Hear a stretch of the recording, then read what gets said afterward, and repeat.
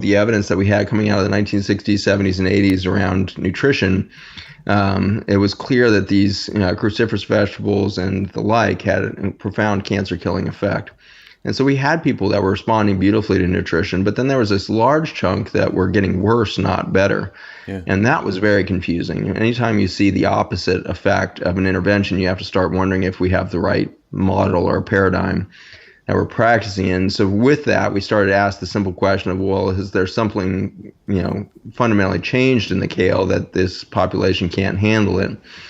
And that's when we started asking questions about the nutrients in the kale to find out that, wow, the nutrients have really dropped, specifically the alkaloids. And the alkaloids are a family of molecules that are made within the bacteria, the fungi of the microbiome of the soil and the microbiome of your gut, as well as in the plants.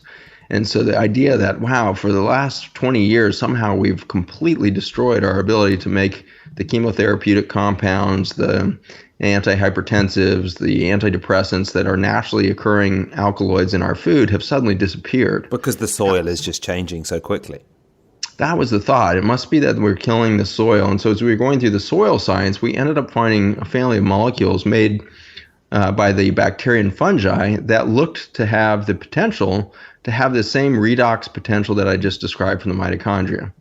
And this was a big goosebump moment for me because I had been kind of really at one of the forefront universities for this mitochondrial apoptosis kind of model, and nobody had ever mentioned any other organism than a mitochondria producing some kind of compound like this. And so to have a new family of molecules was a profoundly kind of goosebump moment, especially when I found out that those were being made by the bacteria and fungi. The bacteria and fungi don't have mitochondria. And so this was a very interesting moment where you realize, okay, if there's going to be 40,000 species of bacteria that's living amongst 500,000 species of fungi, they would have to have some mechanism of species-to-species communication. So by the microbiome talking, what you're in layman's terms, do you basically mean different parts of the body talking to each other in terms of energy? Yeah, and even, at the more micro level, the fungi within your gut, it turns out you have a lot of fungi and parasites and bacteria that should be living inside your intestines. They need to be in crosstalk. They need to be saying, okay, I need a little niche help from Clostridium over here. I need a little Klebsiella over here. I need a little Candida over here. I could use a little bit of spirochete over here. And so the ecosystem should be constantly rebalancing, based on the hormonal state of the larger organism. Yeah. The human. It should be shifting based on what time of day it is. It should be shifting on the pH of the stomach contents. And so your microbiome should be this hugely dynamic, life force within you. And are we not? And is it not very dynamic in this day and age?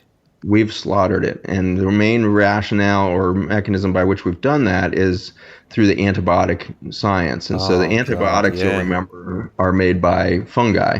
And so bread mold was the one that produced the first one, which was penicillin. And so the molds will produce antibacterials. The antibacterials should produce the anti-yeast and anti-molds. And so we now have whole populations that are overgrown with weed-like organisms, including yeast and other invasive bacteria, because they're lacking this microbiome balance.